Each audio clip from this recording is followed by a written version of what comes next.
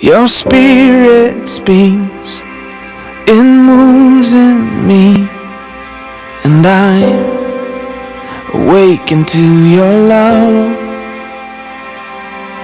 You're drawing me onto my knees, and I'm astounded by your love.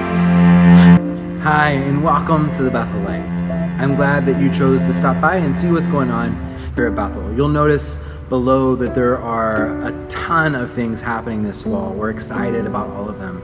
Many of you have been asking me about small groups, our what we call life groups. Those will be starting up in October. In fact, October 2nd, we're going to be having a church family meeting, and at that meeting, we'll be talking about the budget as we move forward into the fall and the winter, and also we'll be signing up for our new life groups. So if you're in a life group now and that one's winding down, the new ones will start that first week of October. And we'd love for anybody who wants to join a life group to get involved there and to stay connected through these great monthly gatherings at people's homes. So join us for that on October 2nd. This Sunday is a special Sunday. It is the 15th anniversary of September 11th. Most of you know my story with September 11th. I was living in Boston and lost a very dear friend. And this Sunday, we're going to be talking about how do we live a life of love, following in the way of Jesus, in the midst of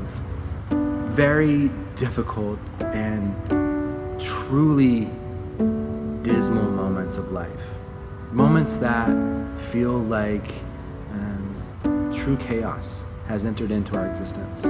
How do we make meaning of those moments? How do we find love in that space? Where is God at in the midst of it? And we're going to be taking the study that we've been doing in 1 John and look at what 1 John, the text might have to say about moments of deep chaos and suffering, and how do we live a life of love in those difficult moments. Over the last few weeks, we talked about how we can live love in our everyday life and how we rise above the suke of life into the everlasting zoe part of life. How do we live in that space? Well, that's one thing to do it on a daily basis. It's a whole nother world whenever your world falls apart, to figure out how to live a life of love in the midst of that. So we're going to see if John has anything to say to us, and the followers of John have anything to say to us about those moments. So come and join us and learn how to live love in the midst of suffering and great hardship. Following the service, there are a lot of really great things happening. It's the start of our Financial Peace University, and it is at 4 o'clock our wine tasting. It's our final wine tasting of the year at Vino Wine and Tapas. We need about 6 more people to fill spots, so if you're interested in joining us for that, we would love for you to reply by email, and that way we can know that you're coming. I hope that you have a great week, and I hope over this week you've been able to read 1 John and hear what John has to say about that God is love, and that in the space of us existing with a loving God, that we're called to love in the same way, and that we know what love is because Christ sacrificed everything for us to show us that love.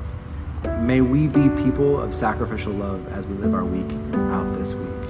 Go in peace, serve the Lord, and I'll see you on Sunday. Your spirit speaks, it moves in me, and I'm awakened to your love.